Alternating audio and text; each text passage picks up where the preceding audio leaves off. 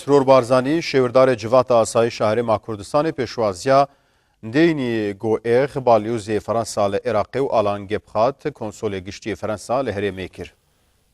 لە دانیشتنێکدا هەردوو لاویستی خۆیان بۆ پەرەپێدانی پەیوەندی دوولایەنە خستە ڕوو. باڵۆزی فەرەنسا ئاماژەی بەوەدا کە فەرەنسا گرنگی بە پێگەی هەرێم لە دەڤەرەکەدا دەدات و بۆیە دەخوازێت پەیوەندیەکانی لەگەڵ هەرێمدا بەردەوام و پێشکەوتنی زیاتر بەخۆ ببینێت و ڕۆڵێکی هاریکار ببینێت بۆ پێشکەوتنەکە هەمەلایەنەکانی هەرێمی کوردستان. هەروەها باڵێزی فەرەنسا هیوای خواست ناوچەکانی دیکەی عێراقیش لە شێوەی هەرێم ئارامی و سەقامگیری بەخۆیەوە ببینێت و ئاماژەی بەوەدا سەرکەوتنی هەرێم لە بواری سەقامگیرکردنی ئاسایشدا جێگەی دەستخۆشیە و دەبێت ئەم ئەزمونە سەرکەوتۆ بۆ ناوچەکانی دیکە بگوازرێتەوە. لە میانەی دیدارەکەدا مەسرور بارزانی ڕۆڵی فەرەنسای لە هاوکێشەکانی ناوچەکە بە ئاشتیانە و چارەسەرکردنی پرسەکان بە گرنگ پێناسە کرد و ئاواتی خواست کۆمەڵگەی نێودەوڵەتی ڕۆڵێکی کاراتر بگێڕن بۆ چارەسەری گشت کێشەکانی ناوچەکە و کۆتایی هێنان بە گرژیەکان. هەر لەبارەی کێشەکانی ناوچەکە مەسرور بارزانی ئاماژەی بەوەدا گرژیەکانی سووریا وڵاتانی دەوروبەر خەریکە دەکەوێتە قاڵبی ململانەی مەزهەبی و تایفی و ئەمەش جێگەی مەترسیە.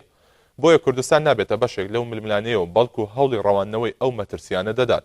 لە کۆتایی دیدارەکەدا مەسرور بارزانی تیشکی خستە سەر ئەوەی کە پرسی کورد لەم ناوچەیەدا چیتر نابێت وەک کێشە سیر بکرێت بەڵکو کورد فاکتەری سەقامگیریە لە دەڤەرەکەدا.